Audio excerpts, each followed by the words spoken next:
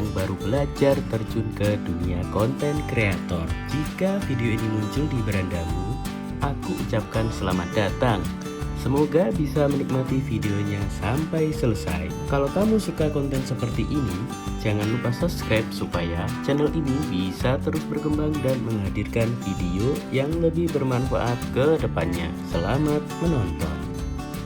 Halo teman-teman, selamat datang di channel ini. Di sini sudah ada sebuah dashcam dengan merek Vinic Dashcam DC2. Dalam paket pembelian ini ada dua kamera ya, kamera depan sama kamera belakang. Jadi dalam pembelian kita sudah dapat kamera depan sama kamera belakang dan tentunya sudah ada kabelnya juga ya. Oke, sebenarnya ada fitur untuk kamera interior juga ya. Cuman saya pikir dua aja sudah cukup. Oke, untuk fiturnya ada apa aja? Yang pertama, untuk resolusi gambar kita sudah bisa mendapatkan gambar video dengan resolusi 4K atau 4K Ultra HD. Jadi untuk resolusi gambar 4K ini hanya ada di bagian depannya aja ya. Untuk belakang itu hanya 1080 sama-sama 30 fps depan belakang. Oke, dan fitur berikutnya ada 24 jam. Jadi dashcam ini sanggup merecord footage dalam waktu 24 jam non-stop. Apa nggak panas ya kayak gitu tuh. Nah, kita nggak tahu ya, tapi dari fiturnya di sini sudah sanggup atau sudah support 24 jam perekaman. Fitur berikutnya ada ini gambar huruf P ya. Sepertinya ini adalah fitur record pada saat mobil kita terparkir atau dalam kondisi tidak berjalan ya, atau mesin mati, kemungkinan kurang lebih seperti itu. Lalu di sini ada gambar wireless, sepertinya ini untuk connectivity aplikasi di mobile kita ya, atau di handphone kita. Lalu ada ADAS, ada fitur ADAS teman-teman, semacam fitur sensor gitu ya, yang menginformasikan kepada kita informasi apa aja seperti jarak mobil depan kita dengan mobil kita, terus kemudian lane departure seperti itu ya, udah canggih seperti mobil-mobil kekinian. Lalu ada Maps atau Google Maps ya. Ya, ini seperti yang kita sudah tahu untuk men-tracking posisi mobil kita di mana.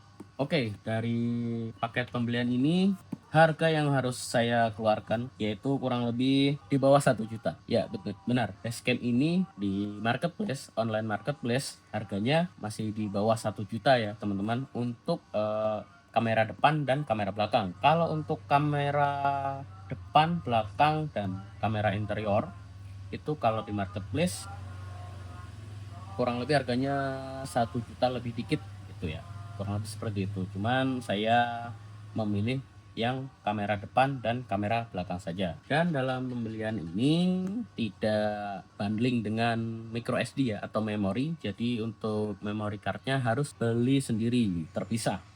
Dan dari yang sudah pernah saya baca gitu ya, untuk memori sebaiknya menggunakan yang endurance ya, yang tipe endurance, yang dia itu bisa bertahan lama, yang intinya memori itu bisa sanggup merekam dengan durasi yang sangat lama seperti itu. Kenapa demikian? Karena pasti akan kerja keras ya dashcam ini untuk merecord video-video panjang perjalanan kita, dan pastinya memerlukan spek memory card yang high end juga. Dari sarannya yaitu menggunakan endurance, harganya lumayan. Oke, simak terus videonya bagaimana saya merakit atau memasang dashcam ini. Oke teman-teman, untuk pemasangannya di bagian depan di mobil ini saya pasang seperti ini ya. Di sini ada dua kabel, yang pertama kabel power sama kabel untuk kamera belakang. Dan untuk kabelnya bisa kita selipkan di bagian atap ya. Kita sesuaikan saja, kita selipkan seperti ini. Dan untuk powernya saya arahkan ke sini, lalu di pilar sini lalu ke bawah. Nah, di sini sudah ada 3 kabel dari bawaannya. Yang pertama warna hitam, warna merah, sama warna kuning. Untuk warna hitam seperti biasa ya, ini adalah untuk grounding. Kemudian yang warna merah untuk ACC. Kemudian warna kuning untuk baterai. Baterai ada tandanya B+, sama merah ada ACC. Nah, Dalam paket pembelian pada kabelnya itu kita sudah disediakan dengan fuse seperti ini teman-teman. Jadi untuk merangkainya kita nggak perlu repot-repot lagi untuk ngejumper ke mana lah gitu ya. Jadi fuse ini nantinya bisa kita masukkan ke fuse box di mobil kita. Nah ini ada fuse box untuk mobil saya yaitu Nissan Grand Livina L11 ya. Untuk mappingnya bisa disesuaikan dengan mobil masing-masing. Nah, kemudian di sini saya sudah mempelajarinya fusebox. Di sini untuk ACC ada di bagian sini ya. Kita tinggal colokkan saja ini teman-teman, tidak perlu ngupas-ngupas kabel lagi. Tinggal colokkan saja. Dan ini kita sambungkan ke grounding mobil kita ya. Lalu sebenarnya untuk yang bagian baterai ini juga tinggal tancapkan aja. Cuman saya maunya ada saklar nih. Saya maunya ada saklar. Jadi sedikit saya modifikasi sedemikian rupa. Saya rangkai sedemikian rupa, sambung sana sini dan nyampe di saklar bagian sini nih. Di sini ada saklarnya. Nah, ini untuk fuse-nya saya potong dan saya ganti dengan kabel ini ya.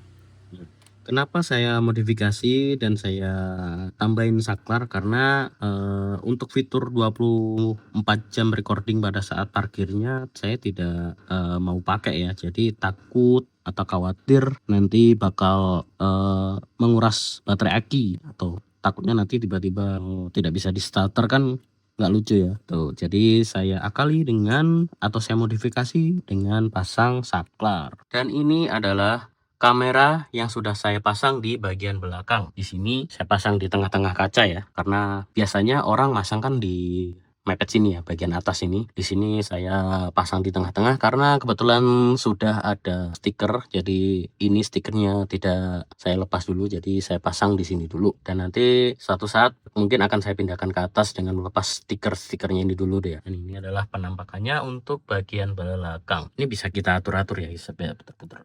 Nah kayak gitu.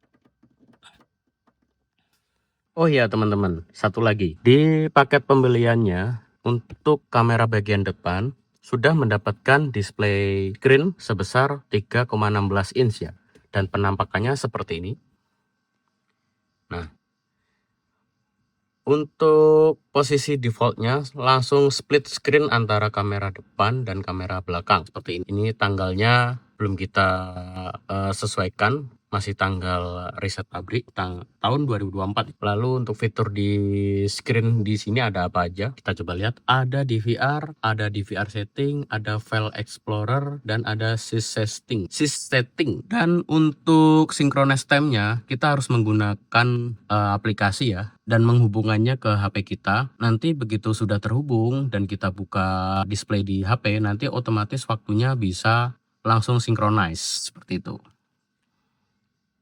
Oke, di sini untuk aplikasinya kita buka. Nama aplikasinya adalah GoLook. Kita coba klik ya. Nah, di sini belum terhubung ya. Di sini masih muter-muter. Nanti harus kita sambungkan dulu ke wirelessnya. Kita akan coba hubungkan ke wirelessnya. Oke, di sini untuk wirelessnya sudah tersambung, yaitu His DVR dengan kodenya ini. Setelah tersambung, kita langsung buka ke aplikasinya ya. Nah, kalau sudah tersambung, ada notifikasi connected seperti ini ya. Dan kita bisa langsung hubungkan dengan cara klik tombol connected.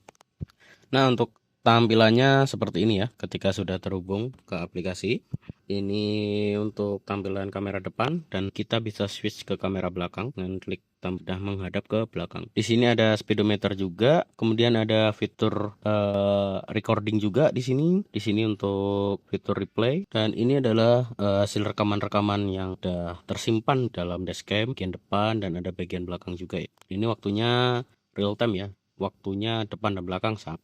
Dan videonya bisa kita download dan langsung masuk ke galeri kita. Kurang lebih seperti itu untuk simulasi penggunaan aplikasinya ya. Untuk hasilnya kita bisa langsung simak video berikut ini.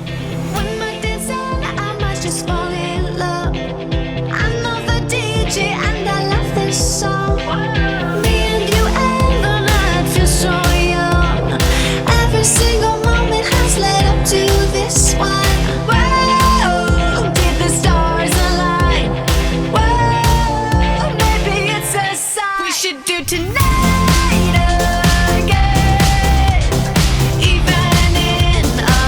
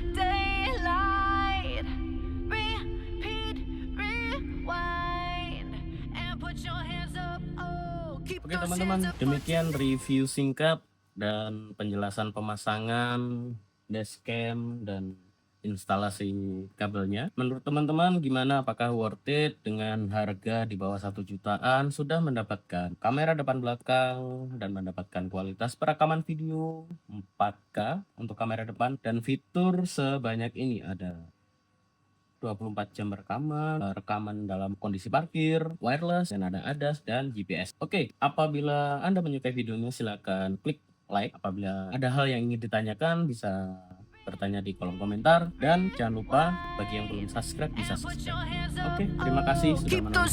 Bye-bye.